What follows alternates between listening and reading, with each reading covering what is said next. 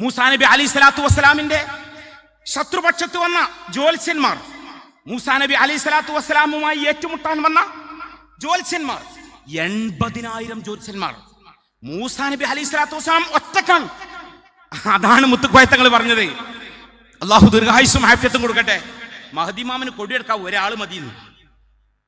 അത് വല്ലാത്ത വർത്താനാണ്, അത് ചെറിയ വർത്താനല്ല. മഹദി ഇമാമിന് ഈ കൊടി കൈമാറാൻ ഒരാൾ മതി. ഇവിടെ ഭൂരിപക്ഷത്തിന്റെ ന്യൂനപക്ഷത്തിന്റെ വിഷയമല്ല, അതൊരു ഗൗരവമുള്ള വർത്താനാണ്. മൂസാ നബി അലൈഹി സ്വലാത്തു വസ്സലാമിന്റെ എതിരെ വന്നത് 80,000 ജ്യോത്സ്യന്മാർ, സാഹിര്യങ്ങൾ, ജാലവിദ്യക്കാർ. അവരുടെ കയ്യിലുള്ള